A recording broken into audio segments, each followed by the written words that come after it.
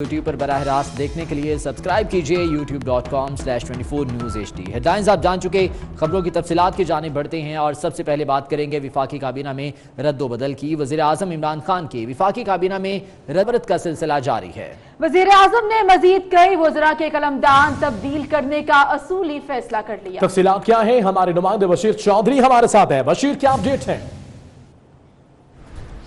بالکل، اگر کہا جائے کہ آج پاکستان تحریک انصاف کی حکومت کا مشکل ترین دن تھا کہ حکومت کے جو وزیر اعظم عمران خان کی ٹیم کے جو اوپننگ بیٹسمین اسد عمر تھے، انہوں نے اچانک جو ہے وہ استعفیٰ دیا، جس کے بعد صورتحال یوں ڈیولپ ہوئی کہ وزیر اعظم نے کابینہ میں جو رد و بدل کا ان کا فیصلہ ضرور تھا، لیکن آج انہوں نے اس کو عملی جامہ پہنانے کا جو ہے وہ سلسلہ شروع کر دیا اور پورا دن وزیر اعظم جو ہے وہ مشاورتی عمل میں رہے۔ مختلف اپنے رفقا کے ساتھ انہوں نے ملاقاتیں کی، مشاورتی اجلاس کیے، اور اب جو اطلاعات آ رہی ہیں اس کے مطابق وزیر اعظم نے اور ان کی ٹیم نے مشیر خزانہ یعنی وزیر خزانہ کی جگہ پر مشیر خزانہ کے لیے حفیظ پاشا کا نام جو ہے وہ فائنل کیا ہے اور ان سے رابطے کیے جا رہے ہیں۔ اس کے ساتھ ساتھ وزیر داخلہ جو ہے وہ نیا تعینات کیا جا رہا ہے اور بریگیڈیئر ریٹائرڈ اعجاز شاہ، جن کو کچھ دن قبل وزیر پارلیمانی امور بنایا گیا تھا، ان کو وزارت داخلہ کا قلمدان سونپا جا رہا ہے۔ شہریار افریدی، جن کے پاس وزارت داخلہ کا قلمدان تھا اور وزیر مملکت تھے، ان کو سیفران کی وزارت میں جو ہے وہ بھیجا جا رہا ہے۔ وزیر صحت عامر کیانی کے بارے میں یہ اطلاعات بھی آ رہی ہیں کہ ان سے بھی وزارت واپس لے لی گئی ہے۔ وزیر پیٹرولیم سے بھی وزارت جو ہے وہ لے لی گئی، لیکن ان کی دھمکی جو ہے وہ ہمارے ذرائع کے مطابق کام کر گئی ہے کہ انہیں وزارت سے فارغ نہیں کیا گیا، البتہ ان کی وزارت جو ہے وہ تبدیل کی جا رہی ہے۔ اسی طرح وزیر اطلاعات فواد چودھری کی وزارت بھی تبدیل کرنے کے حوالے سے اعلانات ہو رہے ہیں اور کہا یہ جا رہا ہے کہ انہیں سائنس اینڈ ٹیکنالوجی میں بھیجا جائے گا اور ان کی جگہ پر فردوس عاشق اعوان کو معاون خصوصی جو ہے وہ لگایا جا رہا ہے۔ ٹھیک ہے، بڑے پیمانے پر تبدیلیاں ہونے جا رہی ہیں۔ بشیر، بہت شکریہ اپڈیٹ کرنے کے لیے۔ اور اب بات کریں گے اسد عمر کی رخصتی کی۔ وہ جا رہا ہے کوئی شب غم گزار کر۔ اسد عمر نے وزیر خزانہ کی حیثیت سے استعفیٰ دے دیا۔ ان کا کہنا تھا کہ عمران خان تبدیلی چاہتے تھے۔ اسد عمر کا کہنا ہے کہ وزیر اعظم نے انہیں وزارت توانائی کی پیشکش کی، مگر انہوں نے لینے سے انکار کر دیا۔ کر چلے فدا جانو تن ساتھیو، اب تمہارے حوالے وطن ساتھیو، کچھ ایسا ہی کہنا تھا وزیر خزانہ اسد عمر کا خزانہ کی وزارت سے رخصتی کے موقع پر۔ میرا آج بھی یقین ہے انشاءاللہ تعالی عمران خان نیا پاکستان بنانے میں کامیاب ہوں گے۔ اگرچہ انہوں نے پریس کانفرنس میں عمران خان سے بار بار تجدید وفا کی، مگر تحریک انصاف کے ساتھیوں اور حلقے کے ووٹروں کا شکریہ اس طرح ادا کیا جیسے کوئی بچھڑنے والا اس طرح بچھڑے کہ پھر نہیں ملنا۔ پی آئی کے سپورٹرز ہیں، عمومی طور پہ ان تمام کا شکریہ ادا کرنا چاہتا ہوں۔ بے تحاشا محبت خلوص ملا ہے مجھے ان سے۔ آپ نے کہا کہ آنے والے دنوں میں دودھ اور شہد کی نہریں نہیں بہیں گی۔ جو بھی آئے، فیصلے جو کرے، اس کے ساتھ اگر مشکل فیصلے کرتا ہے تو اس کے ساتھ کھڑے ہونے کی بھی ضرورت ہے، اور یہ نہ ان سے کوئی ایکسپیکٹ کرے کہ معجزے ہوں گے اور اگلے 3 مہینے کے اندر جو ہے وہ دودھ اور شہد کی ندیاں بہیں گی۔ اسد عمر نے رخصتی سے پہلے نئے وزیر خزانہ کے اوصاف حمیدہ کے بارے میں کچھ یوں فرمایا۔ میرے خیال میں جی 2-3 اس کے اندر خصوصیات ہوں گی۔ ایک یہ کہ وہ ہوگا جس کو وزیر اعظم منتخب کریں گے، دوسرا یہ ہے کہ نیک سیرت ہوگا، تیسرا یہ کہ قابل ہوگا، چوتھا یہ کہ محنتی ہوگا، اور آپ کو کتنی چیزیں بتاؤں۔ سابق وزیر خزانہ حسب عادت مسکراتے ہوئے پریس کانفرنس میں آئے اور ہنستے ہوئے ہی پریس کانفرنس کی۔ اور اسد عمر کے وزارت خزانہ سے الگ ہونے میں کوئی سازش تھی یا نہیں؟ صحافیوں نے سوالات کی بوچھاڑ کر دی، تاہم اسد عمر کہتے رہے کہ انہیں نہیں معلوم کہ یہ کوئی سازش تھی یا نہیں۔ سچی بات ہے، میں آپ سے کوئی بات چھپا کے نہیں کہہ رہا، سچی بات ہے کہ مجھے نہیں پتا کہ کوئی سازش ہوئی ہے کہ نہیں ہوئی ہے۔ میرا جو کپتان ہے اس نے مجھ سے کہا کہ جی میں آپ کو اس رول کے اندر دیکھنا چاہتا ہوں، میرے خیال میں وہ مناسب نہیں تھا، میں نے ان سے اجازت لے لی ہے، سپورٹ ہم انشاءاللہ کرتے رہیں گے۔ میری پاور پالیٹکس میں کوئی انٹرسٹ نہیں ہے، مجھے جینوئنلی پتا نہیں ہے یہ زیادہ، اور میں ہر ایک کو یہ بولتا تھا صحافی آپ ہے سر، یہ تو اصل آپ کو پائیں گے۔ مجھے لوگ یہ کہتے رہتے ہیں کہ آپ کے کولیگز جو ہیں وہ کہہ رہے ہیں، اگر کوئی کمرے میں ایک بندہ مجھے بتا دے، میں نے مڑ کے پوچھا کون سا کولیگ تھا، بہت بہت سارے ایسے لوگ ہیں جو الیکٹڈ ہیں اور بے تحاشا وزن رکھتے ہیں، اثر و رسوخ رکھتے ہیں، اور ایسے بھی لوگ ہیں جو الیکٹڈ نہیں ہیں اور وہ بھی اثر و رسوخ رکھتے ہیں. تو ایسا نہیں ہے کہ میرے سے یہ بات پہلی دفعہ کل رات کو ہوئی ہے. اسد عمر نے 8 ماہ میں گرتے ہوئے زر مبادلہ ذخائر کو روکنے کی کوشش کی. سعودی عرب، UAE اور چین سے قرض لیا. بجلی گیس کی قیمتوں اور مہنگائی میں اضافہ ریکارڈ ہوا. مرکزی بینک نے شرح سود 5.50% سے 10.75% کر دی. اسلام آباد سے وکاس عظیم کی رپورٹ میں جانیے. اسد عمر نے جب وزارت خزانہ سنبھالی تو ملکی معیشت بدحالی کا شکار تھی. وزیر خزانہ کے پاس بیرونی قرضہ لینے کے علاوہ کوئی اور آپشن نہیں تھا، مگر IMF کے پاس جانے کی بجائے دوست ممالک سے رابطہ کیا. انہوں نے گرتے ہوئے زر مبادلہ کے ذخائر کو روکنے کی کوشش کی. سعودی عرب، UAE اور چین سے آسان شرائط پر قرض لیا. سعودی عرب سے ادھار تیل کی سہولت حاصل کرنے کی کوشش کی گئی. چین سے $1 ارب کی برآمدات کا معاہدہ کیا گیا. اسد عمر نے 8 ماہ میں 2 ضمنی بجٹ پیش کیے اور درآمدات کو روکنے کا فیصلہ کیا. لگژری اشیاء پر ڈیوٹیز لگانے سے درآمدات میں کمی ریکارڈ کی گئی، جبکہ جاری کھاتوں کے خسارے کو قابو کرنے کے اقدامات کیے گئے. اسد عمر نے 8 ماہ میں بجلی گیس کی قیمتوں اور مہنگائی میں اضافہ کیا. مرکزی بینک نے شرح سود 5.50% سے بڑھا کر 10.75% کر دی. 8 ماہ میں ڈالر کی قیمت $120 سے $143 ہو گئی. وزارت خزانہ نے اس دوران $2300 ارب کا قرضہ لیا. اسد عمر نے FBR میں اصلاحات کی کوشش کی. FBR کا پالیسی اور ایڈمنسٹریشن بورڈ الگ الگ کیا، مگر ان 8 ماہ میں وہ اپنی مرضی کی اقتصادی ٹیم بنانے میں ناکام رہے. وکاس عظیم، 24 نیوز، اسلام آباد. وزیر خزانہ اسد عمر نے ایک ٹویٹ کے ذریعے کابینہ سے الگ ہونے کا اعلان کیا، جس کے بعد سماجی رابطوں کی ویب سائٹ پر لوگوں نے مختلف جذبات اور آراء کا اظہار شروع کر دیا. کس نے کیا تبصرہ کیا، جانیں گے اس رپورٹ میں. اسد عمر نے اپنے ٹویٹ میں یہ بھی کہا کہ وزیر اعظم کابینہ میں رد و بدل کے نتیجے میں چاہتے ہیں کہ میں وزارت خزانہ کی جگہ توانائی کا قلمدان سنبھال لوں، لیکن میں نے ان کی مرضی سے فیصلہ کیا ہے کہ میں کابینہ میں کوئی بھی عہدہ نہیں لوں گا.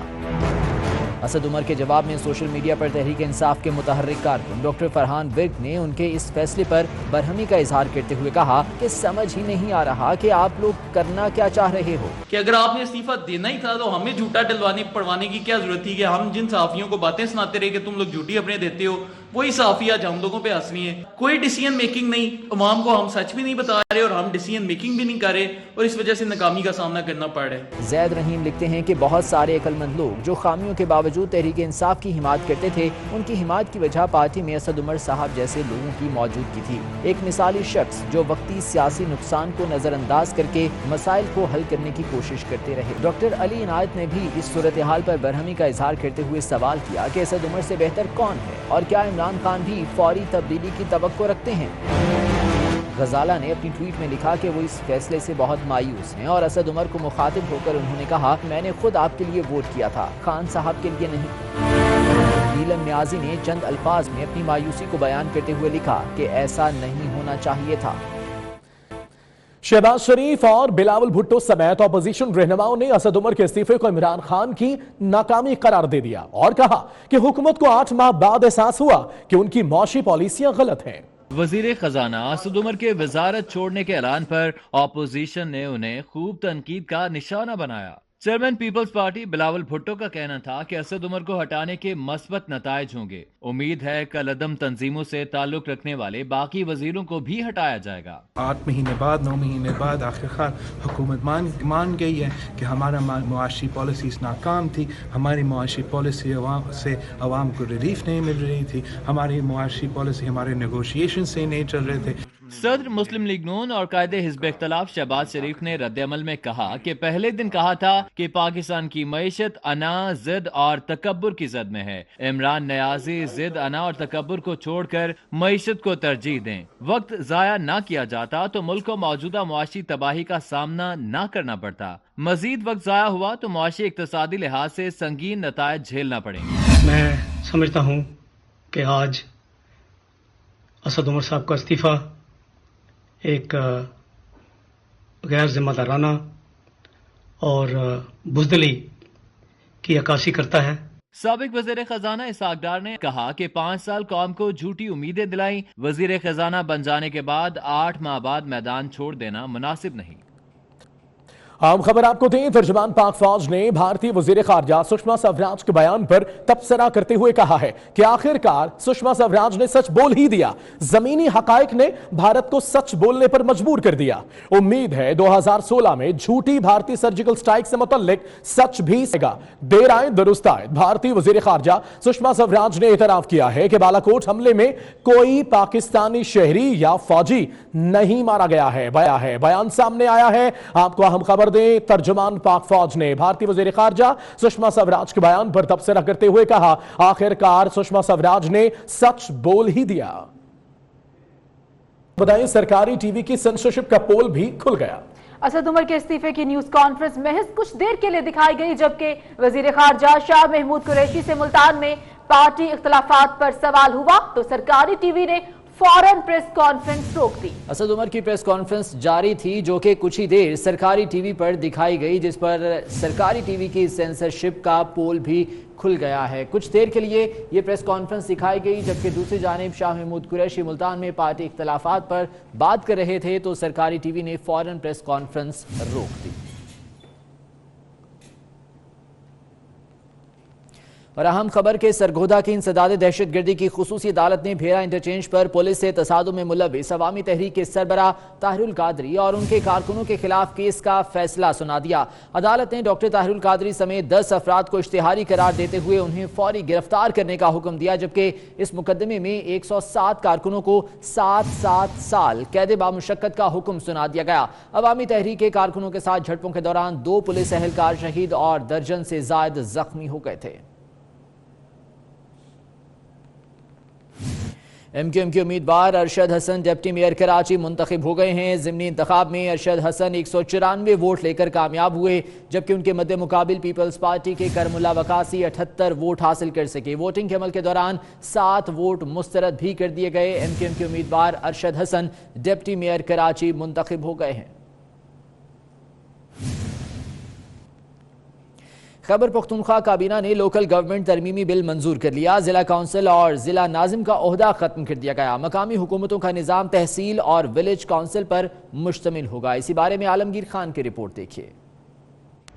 खैबर पख्तूनख्वा काबीना का इजलास वज़ीर आला महमूद खान की ज़ेर सदारत हुआ। इजलास में यकनुकाती एजेंडे के तहत बल्दियाती निज़ाम की तरामीम की मंजूरी दी गई। इजलास के बाद मीडिया ब्रीफिंग में सूबाई वज़ीर बल्दियात शहराम तरकई का कहना था कि नए लोकल गवर्नमेंट बिल के तहत बल्दियाती निज़ाम 2 दर्जाती होगा। नाज़मीन अब चेयरमैन कहलाएंगे। तमाम डिवीजन हेडक्वार्टर्स में सिटी गवर्नमेंट बनाई जाएगी। सिटी गवर्नमेंट का सरबराह मेयर होगा। तहसील टाउन और मेयर के इंतखाबात बराह रास्त होंगे। 33% खवातीन, 5% नौजवानों और अकलियतों का भी कोटा होगा, जबकि तहसील नाजिम का इंतखाब बराह रास्त होगा, जिसको सेहत, तालीम, समाजी बहबूद, पुलिस और दीगर महकमे तफवीज होंगे। नाजिम डायरेक्टली या चेयरमैन डायरेक्टली इलेक्टेड होगा, तो हम चाहते हैं कि उसको लीवरेज हो, क्योंकि उसके पास इतना ज्यादा मैंडेट होगा, उसके पास इतनी मेजॉरिटी से आया होगा।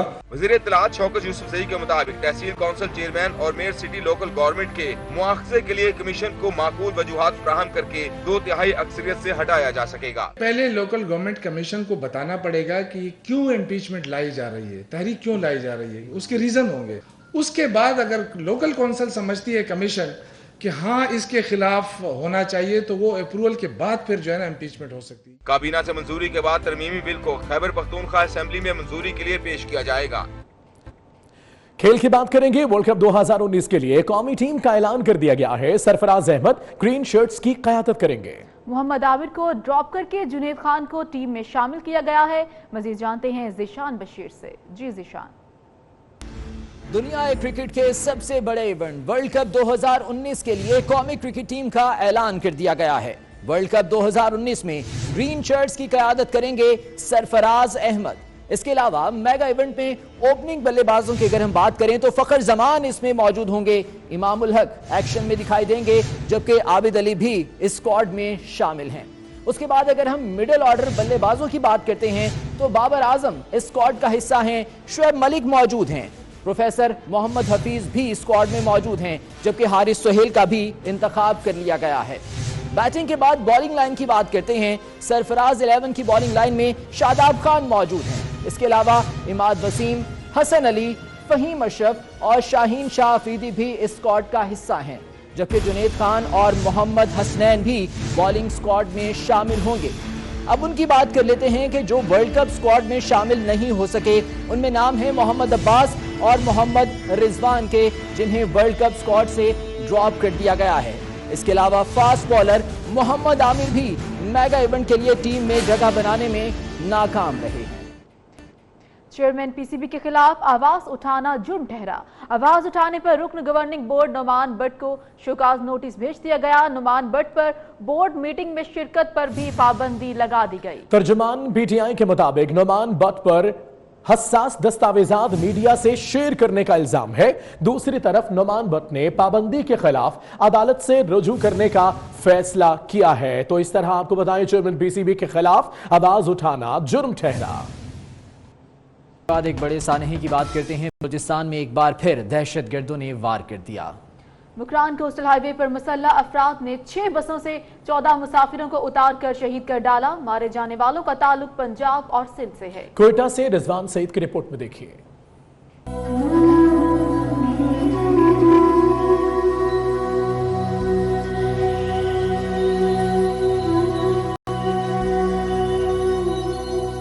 بلوچستان میں ایک بار پھر دہشت گرد سرگرم ہو گئے۔ بم دھماکوں کے بعد فائرنگ کا افسوسناک واقعہ ہوا۔ مکران کوسٹل ہائی وے پر مسلح افراد نے 6 بسوں کو روک کر پنجاب اور سندھ سے تعلق رکھنے والے 14 افراد کو شناختی کارڈ چیک کر کے قتل کر دیا۔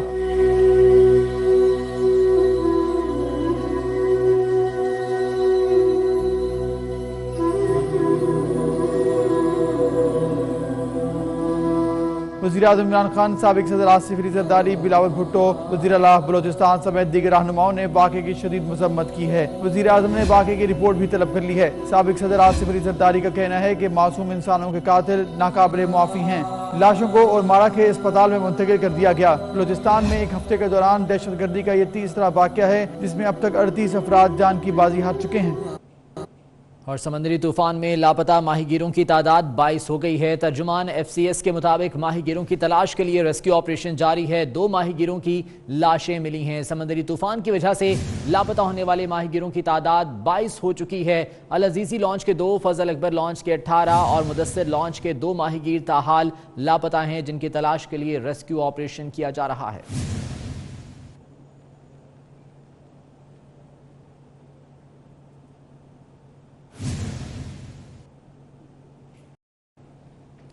بارشوں اور ژالہ باری سے پنجاب میں تباہی کا سلسلہ جاری ہے۔ سینکڑوں بستیاں زیر آب آنے سے ہزاروں ایکڑ پر کھڑی گندم کی فصل بھی تباہ ہو گئی۔ مکانات اور سکولز کی دیواریں بھی گر گئیں۔ بارش کی تباہ کاریاں جاری ہیں۔ حالیہ بارشوں نے میاں والی میں بھی تباہی مچا دی۔ بارش سے گندم کی کھڑی فصلوں میں پانی کھڑا ہونے سے گندم ضائع ہو گئی۔ فصل کی تباہی اور کٹائی میں تاخیر پر کاشتکار پریشان ہیں۔ ملتان کے نواحی علاقے لاڑ میں طوفانی بارشوں کے باعث کئی سکولوں کی دیواریں گر گئیں۔ سولر پینل بھی آندھی کے باعث اڑ گئے، جبکہ کئی مکانوں کی دیواریں بھی منہدم ہو گئیں۔ پھول نگر میں نہر میں 20 فٹ چوڑا شگاف پڑ گیا، جس کی وجہ سے درجنوں دیہات زیر آب آ گئے۔ سینکڑوں ایکڑ پر تیار گندم کی فصل بھی تباہ ہو گئی۔ دودھرا میں بھی بارشوں نے گندم کی فصل شدید متاثر کی۔ کسانوں نے حکومت سے ریلیف کا مطالبہ کیا ہے۔ ادھر راجن پور کے مختلف علاقوں میں رود کوہی نے تباہی مچا دی۔ کئی بستیاں زیر آب آ گئیں۔ گندم کی فصلوں کو بھی شدید نقصان پہنچا۔ میرا مراد جمالی میں کوہ سلیمان سے آنے والے سیلابی ریلے نے مزید کئی دیہات ڈبو دیے۔ ریلوے ٹریک پہلے ہی بند تھا، اب رابطہ سڑکیں بھی سیلابی ریلے کی نظر ہو گئی۔ خبر آپ کو دیں، وفاقی کابینہ میں رد و بدل کا اعلان کر دیا گیا ہے۔ ڈاکٹر عبدالحفیظ شیخ مشیر خزانہ مقرر، فواد چودھری وزیر سائنس اینڈ ٹیکنالوجی تعینات کر دیے گئے۔ غلام سرور خان وزیر ایویشن ہوں گے۔ بریگیڈیئر ریٹائر اعجاز شاہ وزیر داخلہ مقرر، جبکہ شہریار آفریدی وزیر مملکت برائے سفران مقرر کر دیے گئے۔ اس کے علاوہ محمد میاں سومرو سے ایویشن کا قلمدان واپس لے لیا گیا ہے۔ محمد میاں سومرو وزیر برائے نجکاری ہوں گے۔ ڈاکٹر ظفر اللہ مرزا نیشنل ہیلتھ سروسز، جبکہ فردوس عاشق اوان اطلاعات و نشریات کی معاون خصوصی مقرر کی گئی ہیں۔ وفاقی کابینہ میں رد و بدل کیا گیا ہے، جس کا اعلان بھی کر دیا گیا ہے۔ بشیر چودھری ہمارے ساتھ موجود ہیں، ان سے اس بارے میں تفصیلات جان لیتے ہیں۔ بشیر چودھری بتائے گا تو یہ فیصلے ہو گئے کہ کون سا قلمدان کس کو ملے گا؟ جی بالکل، وزیر اعظم آفس کی جانب سے باضابطہ طور پر جو ہے وہ اعلان کر دیا گیا ہے کہ کون کس वजारत का जो है वो वजीर मुकर्रर किया गया है। जो अब तक के फैसले आए हैं उसके मुताबिक मोहम्मद मियां सुमरो जो कि वजीर निजकारी और वजीर हवाबाजी थे, उनसे जो है वो हवाबाजी का कलमदान वापस लेकर गुलाम सरवर खान जो कि वजीर पेट्रोलियम थे उनको दे दिया गया है, और वजीर गुलाम सरवर खान से जो वजीर पेट्रोलियम की वजारत वापस ली गई है उनकी जगह पर नदीम बाबर को मुआविन खसूसी जो है वो तैनात किया गया है। आमिर कियानी से वजारत नेशनल हेल्थ सर्विसेज वापस ले ली गई है और उनकी जगह पर मुआविन खसूसी डॉक्टर जफरुल्लाह मिर्जा को लगाया गया है।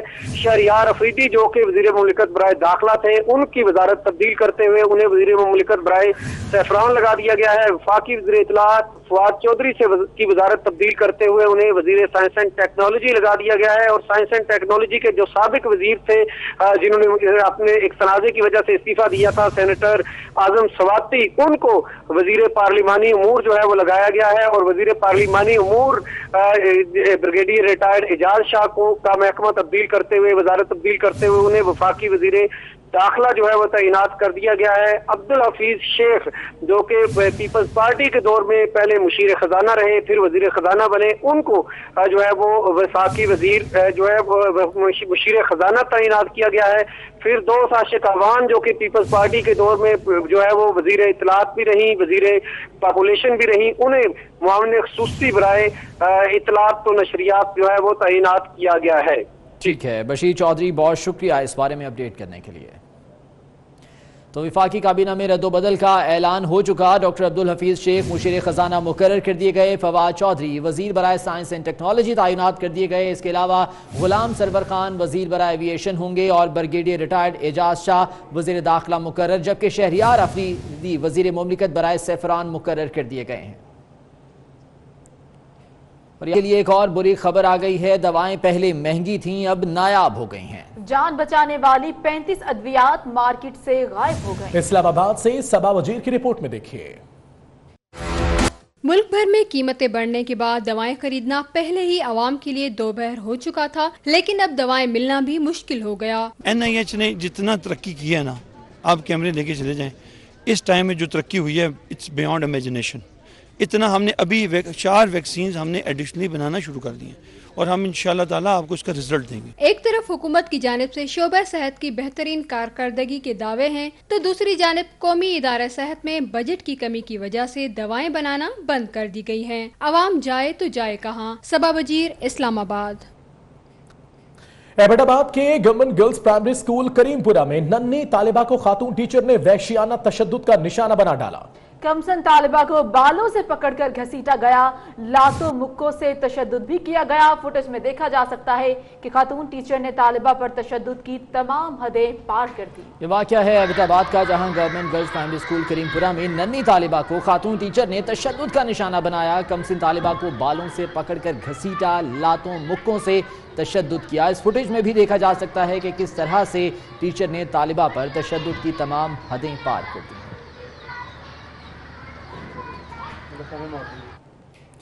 फिरोजवाला में भुलक्के गांव के करीब सियालकोट मोटरवे पर जमीन के तनाजे पर फायरिंग से 4 अफराद हलाक हो गए। जाँ बहक होने वालों में नून लीग का यूसी चेयरमैन चौधरी अफसर भी शामिल है। पुलिस के मुताबिक फायरिंग करने वाले मोटरसाइकिल सवार फरार हो गए। मरने वालों में एक राहगीर भी शामिल है। आपको खबर दें, फिरोजवाला में भुलक्के गांव के करीब सियालकोट मोटरवे पर जमीन के तनाजे पर फायरिंग हुई।